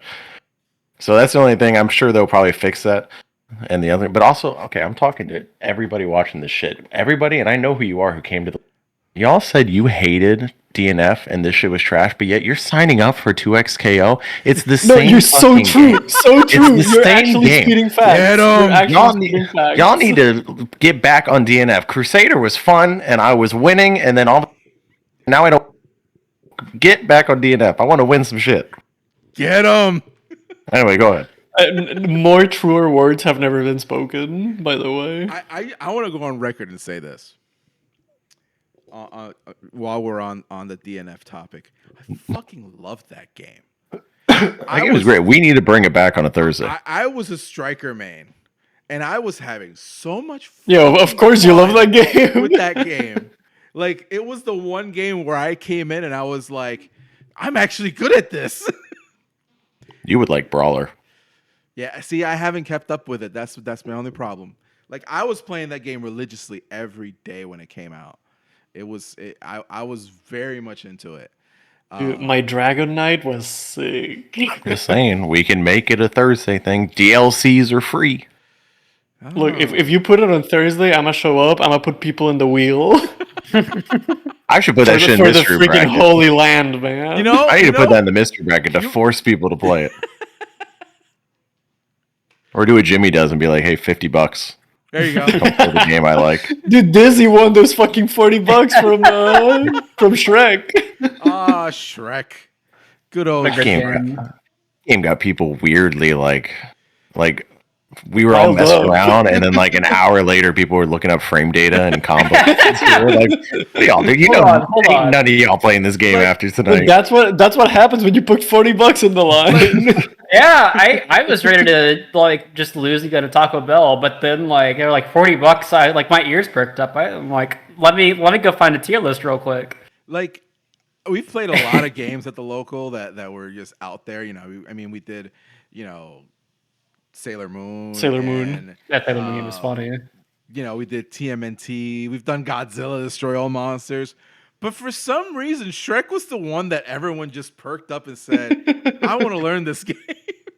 And it was like an arena fighter too. Yeah. Like that's It's like didn't Mario think Party. anyone It felt would like Exactly.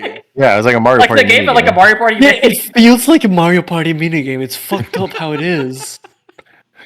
Also, this whole time, Dennis, we've been doing these things to get people to play games, and we're like, we're putting in $100. If we knew all it took was $40 to get people excited, real. like we could have been saving so much money. So much money.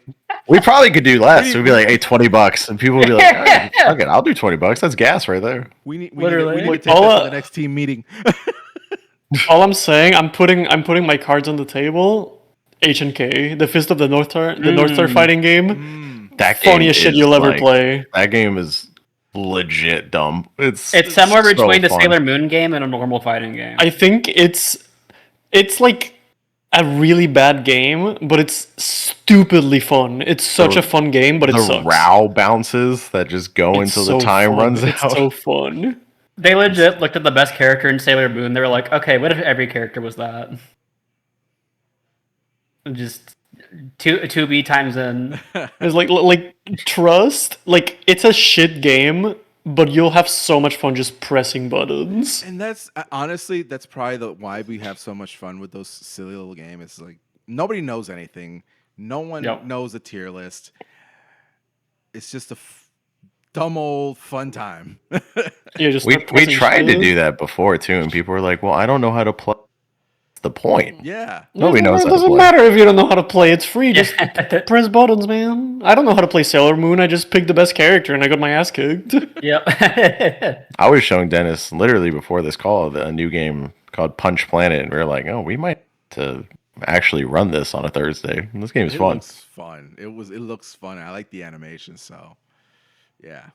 So It's in the mystery bracket though, so people will get a taste. yeah. Hell yeah. We've always done a little bit of a tease, so we might have to throw it in there. Give the 2XKO players a little break. Well, this won't be out by then, but tomorrow when I bring the PC for Jackbox, I guess people can have a little chance to get a taste of the mystery Ooh, bracket we games. jackboxing tomorrow? Hell yeah. We are. I haven't done that in so long. So, and just to give my score, Yeah. I have very little bias because I just like fighting games. I give it an 8. It's a solid 8 because the ease of getting into it, for one, it's free. I'm frugal as hell, so free 99 is always a pro in in my check boxes. So yeah, there's bugs, and in an early access game I expect bugs. Weird things happen that probably shouldn't happen, and hopefully they'll get them fixed. With it being free, and obviously you have to unlock champions to play online, but just the fact that they said here, training mode, you get all the characters. Local mode, you can get all the characters. Super nice. As a TO for That one. Tekken, come on. As a TO for one. Dude. Oh, Tekken's the most expensive game to run, man. It's so You're like, good. oh, I want to lab this character. Oh wait, I got to spend money to get to lab him. Dude, Savage is so mad at me because Savage bought Lydia to learn how to play against me, and then I stopped playing. Oh no! Do you remember when this was still Project L and we were talking about like how it being free was going to like affect the characters and stuff? And I don't know if you remember, but I told her, I was like, this game will be a nightmare if all the characters aren't free locally and if it's just online to unlock Yeah. the characters. Uh-huh. And thank God they did that, because if yeah. you had to unlock characters to be able to play local, I'd be like, this game's gonna die. Let's run the GameCube overnight so we can play Mr. Game and Watch. For real. For real. And like I'm never opposed to that type of I came up in the era where, you had to play the game to unlock characters. So I'm not opposed to the whole you could essentially not spend a dime and unlock all the characters from what I've seen. So we have You can tournaments do it pretty now. soon too. I Yeah. think it's like only 2 weeks of play or something like that, and you can get everybody. Yeah. Yeah. But the fact that you just gave us the characters all unlocked for everything else was a very nice touch on their end. It's a godsend. And I think that earns trust.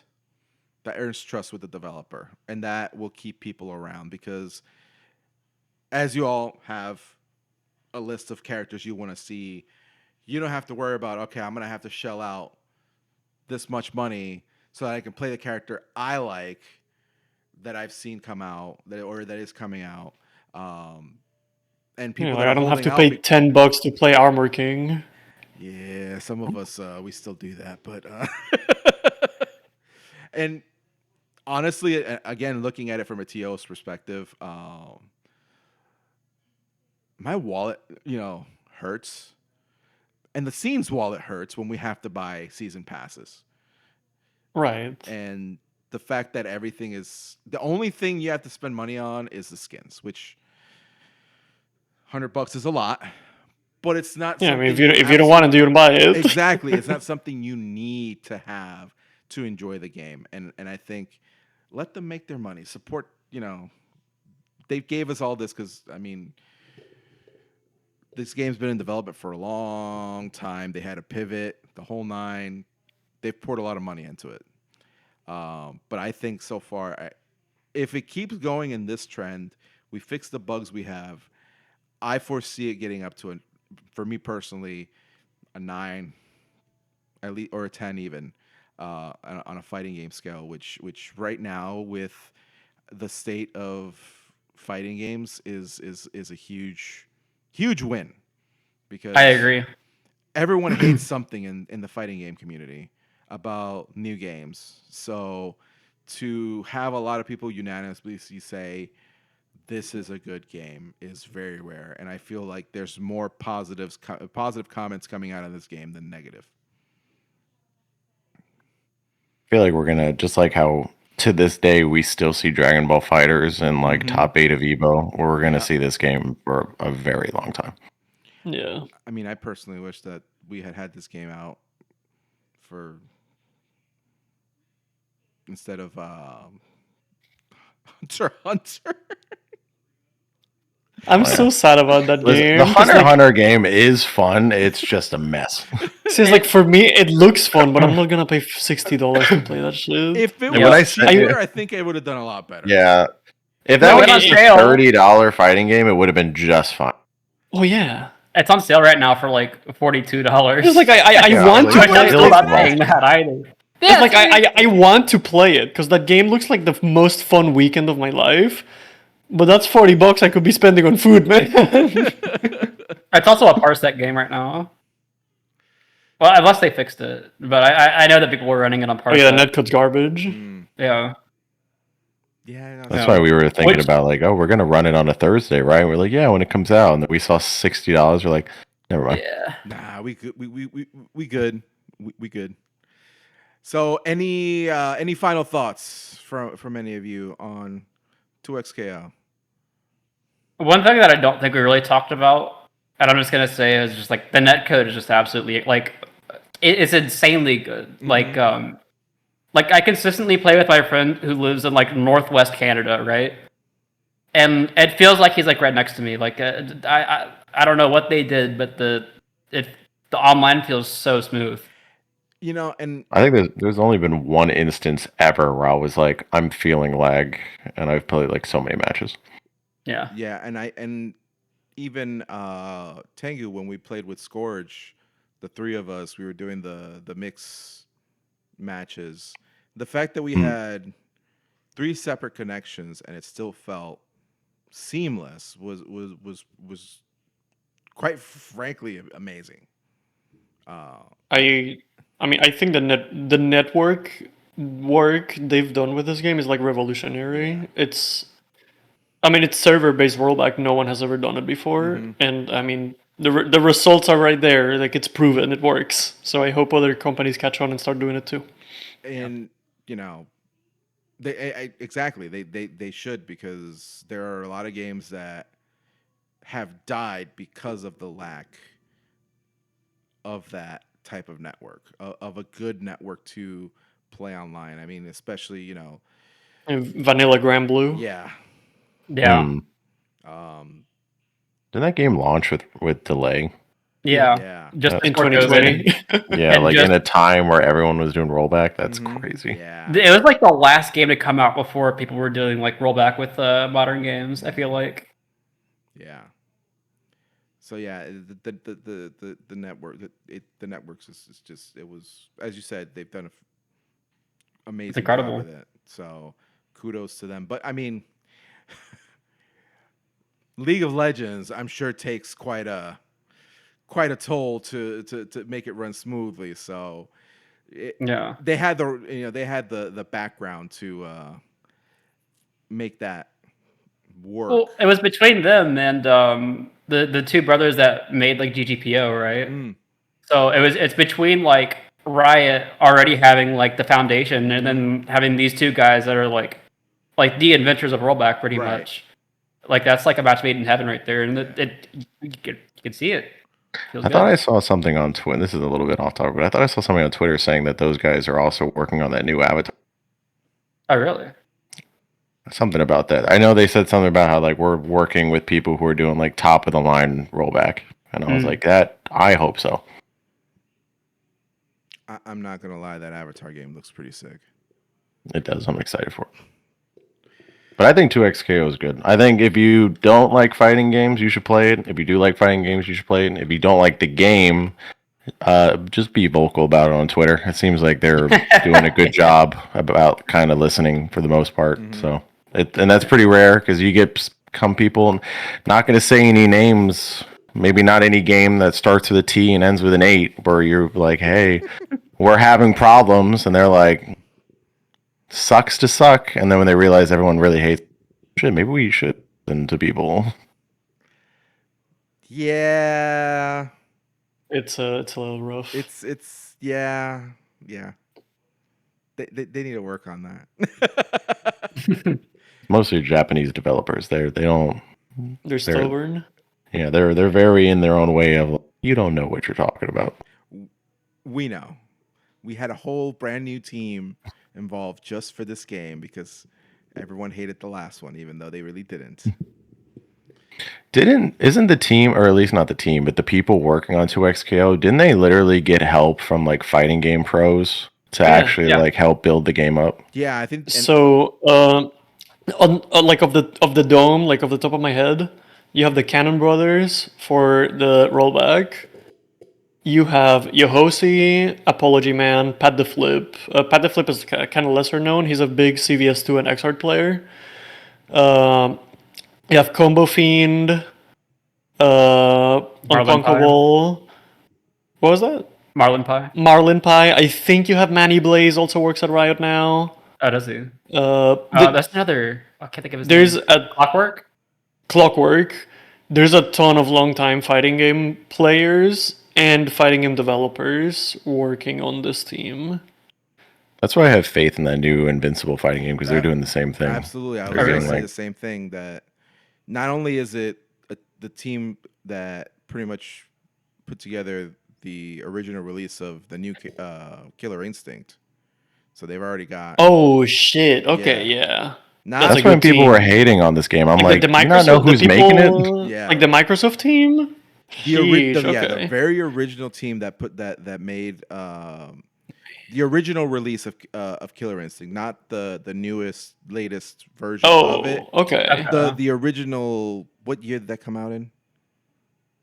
A long time ago. Like they said, it's what 2014, I think it was. Something like that, I think, yeah. 2014. So that team is the one that it's that the team that's creating this Invincible game is behind, you know, that. So we got that, and we've got players that are helping develop. So the game looks good in my opinion. I think it definitely deserves a shot. And I mean, we just, we need more fighting games. My thing with the Invincible game, I'm not interested in the game, but I saw screenshots and I like the HUD. The UI is really nice. So I'm glad they cooked. Yeah. If you watch gameplay footage, you're like, yep, there's KI. Like you can definitely tell the way the Okay. combos and the combo breakers and all that stuff. Yeah. You're like, yeah, Okay. they made KI. Yeah. That's nice. Which is cool. I think KI didn't get the love it deserved when it first came out. Because it was only on It's a fun Xbox. game. Yeah. Yeah, it was And it was Xbox exclusive. And that also worries me with Marvel Tokon that it's a PlayStation exclusive, because I think that's It's not on PC. I think it's gonna be on only PC. the beta was. I think it's gonna be on PC, but I think it's only gonna be it's gonna be PlayStation exclusive. It's PlayStation Studios. Oh, Yeah. yeah. So I don't know if it's gonna be a situation where they're gonna release the game on PlayStation and then do, a PC port later. I don't think they've Hopefully really not. gone into the details of what they're doing with that, but hopefully it's not. Hopefully at least it's on PC, because honestly, Not everyone has a PS5. not everyone has a PS5, but some people have PCs, and then the Xbox players were. I'm sorry, they're The Xbox players. just, sorry. Well, two You of should them. not be playing fighting games with an Xbox controller anyway. Like that controller is not made for fighting. Well, we know someone that loves playing with the Xbox controller, and I'm pretty sure she still has the callus on her thumb because of it. It was a mistake. That's rough. She's retired now, so allegedly. We're trying to get her back. So with that, I want to thank you all. This is a great conversation. And y'all are awesome. Thanks for having us. It was cool. Yeah. Any final thoughts? Any special messages you want to send out? Anything special y'all doing that y'all want to promote? Play 2XKO, sick game. Yeah. Also play KOF 15, best game ever. There it is. There it is. Thank you. I was waiting for that. Yep. I mean, if we're getting into that, play HNK. Nah, but game is sick. It's free. Give it a try. Epic. Yes. Give it a try. Tengu, you got anything? I ain't got shit. Just come to the local. There you go. Sign up. Support Come to the And- local. I need to sign and- up still. Also, I was gonna say like this is also kind of on YouTube. Y'all need to sign up ahead of time. I We need to know I know. who's coming and how late we're gonna be there. I know.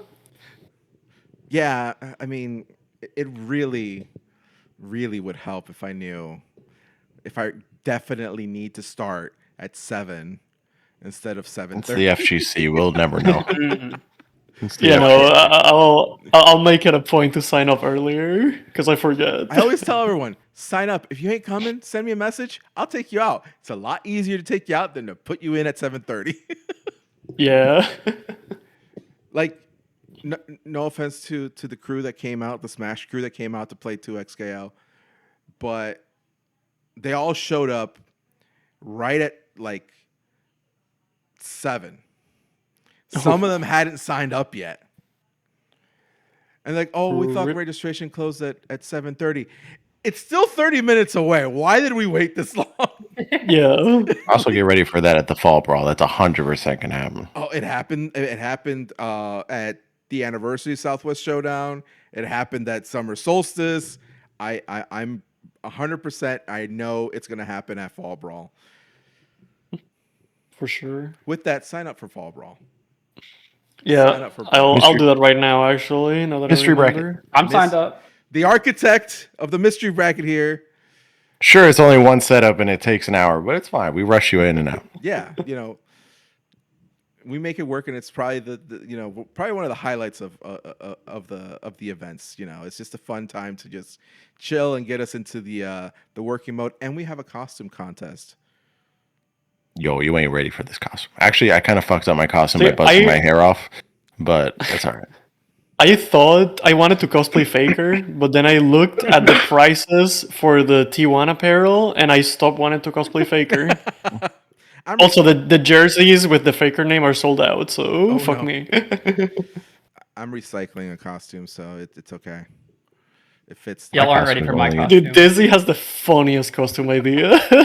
My costume is only $30, and it was pretty damn good. I'm not gonna lie. There's also Only Dennis will like it.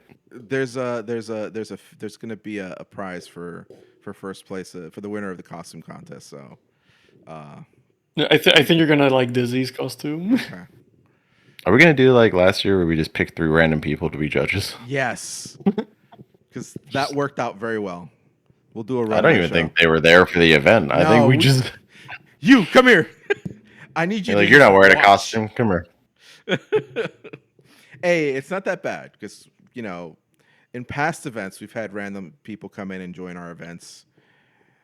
Some probably teenagers that probably should not have been playing certain games on the mystery bracket. Yeah, that might happen again this year. Hopefully, there's no kids. Because as you saw, there's We had kids. We had Chris, who at the time was 16, and another child who was, I want to say, 13, 14, maybe younger, playing a game on the mystery bracket that the characters were all half naked girls. to be fair, that's fighting games. I was gonna say that doesn't narrow down. Like I'm like thinking in my head, like, all right, what are we describing here? Is it gonna be like Mortal Kombat or like, and you're like half naked DOA. girls? I'm like, okay, It was a that game narrows called it down to Koa. like 500 different fighting games you could be talking about. I think it was called Koahime Embu or something like Oh, that. I know about Kohima, yeah. Yeah, and they were. I literally just got on the game and clicked whoever was the first character just to test it, and then when they went left and right to look at the roster, I was like, "Oh, I didn't see that." Each character just was predominantly more naked as they was went like, through the whoa, roster. Interesting. Oh, There's and we no were nipples, streaming so this. it's This okay. is live. This is live on Oh yeah, YouTube that was also somewhere. live. That we were streaming Hilarious. this, and you saw the 2 children playing these games. It was Jules was not happy. She's still not happy with me with that. all right. Well, thank you all for your time. I appreciate y'all. Thank you for your insight, and with that, we're gonna close this out. Thank y'all. Have a good one. Thanks for having us. Alright, Have a good good one. night. Bye-bye.